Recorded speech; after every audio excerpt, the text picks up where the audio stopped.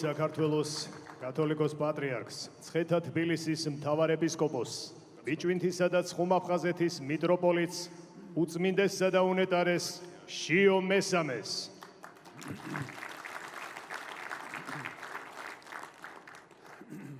თქვენ უაღმატებულებავ, ბატონო პრეზიდენტო, თქვენ უაღმატებულებავ, ბატონო პრემიერ-მინისტრო, თქვენ უაღმატებულებავ, ბატონო პარლამენტის თავმჯდომარეო, აღმასრულებელი და საკანონმდებლო ხელისუფლების წარმომადგენლებო, ბატონო თავდაცვის მინისტრო, ბატონო თავდაცვის ძალების მეთაურო, სამხედრო მოსამსახურენო, დიპლომატიური კორპუსის წარმომადგენლებო, პატივცემულო სტუმრებო, ჩვენი ქვეყნის საზღვრებს გარეთ ცხოვრებნო თანამემამულენო, გილოცავთ საქართველოს დამოუკიდებლობის დღეს. 26 მაისი ჩვენი ქვეყნის ისტორიაში უმნიშვნელოვანესი დღეა. ის გამოხატავს ქართველი ხალხის მრავალსაუკუნოვან სწრაფვას და ბრძოლას თავისუფლებისთვის. ქრისტიანული რწმენის და ეროვნული ფასეულობების დაცვისთვის. 1918 წლის 26 მაისს სახელმწიფოებრიობის აღდგენით ჩვენმა ერმა მსოფლიოს წინაშე კიდევ ერთხელ წარმოაჩინა თავისი ურყევი ნება, ყოფილიყო თავისუფალი, დამოუკიდებელი და საკუთარ აწმყოსა და მომავალზე პასუხისმგებელი. დამოუკიდებლობის მოპოვების და განმტკიცების გზაზე საქართველოს მართლმადიდებელი ეკლესია მუდამ იყო ქართველი ერის სულიერი საყრდენი და ეროვნული ერთიანობის ძველი. ნიშანდობლივია, რომ სახელმწიფოებრივი დამოუკიდებლობის მოპოვების წინ უძღვდა ეკლესიის ავტოკეფალიის აღდგენა. ჭეშმარიტებისკენ სწრაფვით ქართველმა ერმა შეიცნო თავისუფლება ქრისტეში და სწორედ ამ ჭეშმარიტებამ განათავისუფლა იგი. ჭეშმარიტი თავისუფლება დამოუკიდებლობის მხოლოდ გარეგნულ გამოხატულება და წარსულის მონაპოვარი როდია. არამედ ის უპირველესად ადამიანის სულიერ მდგომარეობას გულისხმობს და დიდ პასუხისმგებლობას მოითხოვს ჩვენგან. ეს არის მუდმივი შრომა, თავდადება და ერთგულება რწმენის, მოყვასის, სამშობლოს და სიმართლის მსახურება.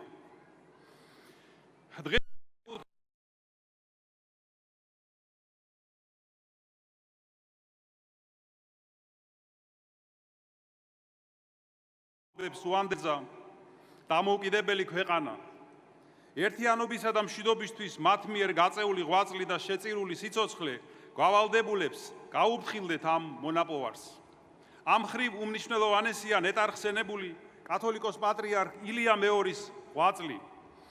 მისი ნახევარსაუკუნოვანი მოღვაწეობა იქცა ერის სულიერი და სახელმწიფოებრივი ერთობის, ეროვნული ცნობიერების, ეკლესიისა და ქვეყნის საერთაშორისო ავტორიტეტის გამტკიცების მნიშვნელოვან საყრდენად. წელს აღნიშნავთ 1700 წლის თავს საქართველოში ქრისტიანობის სახელმწიფო რელიგიად გამოცხადებიდან. ეს თარიღი მხოლოდ ისტორიული მოვლენა არ არის.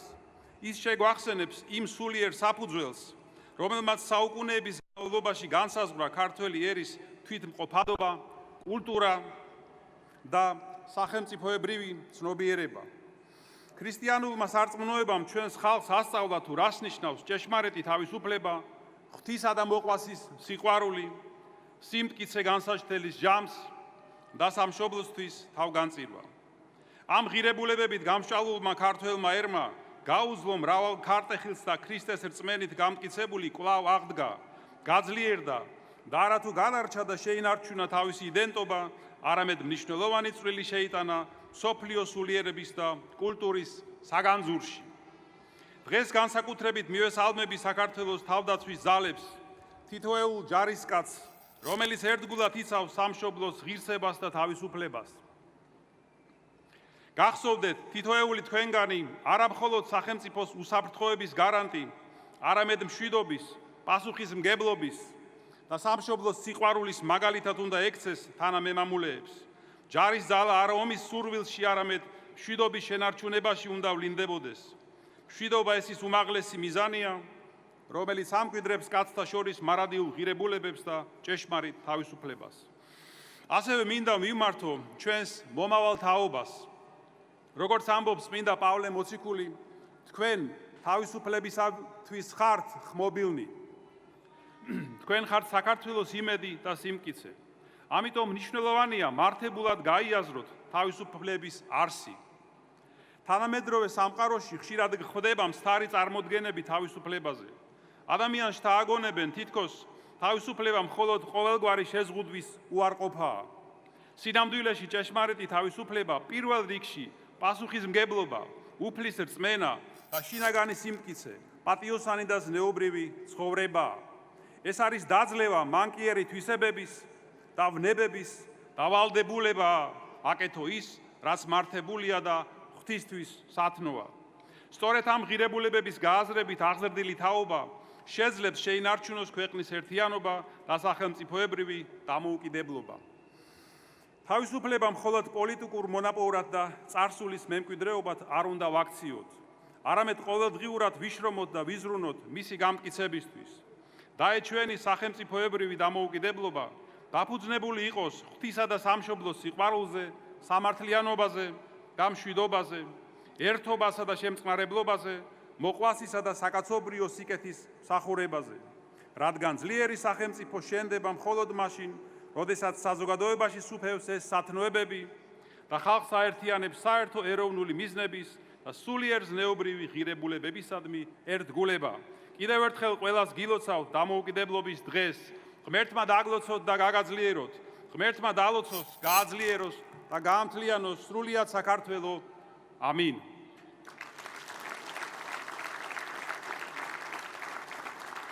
სიტყვა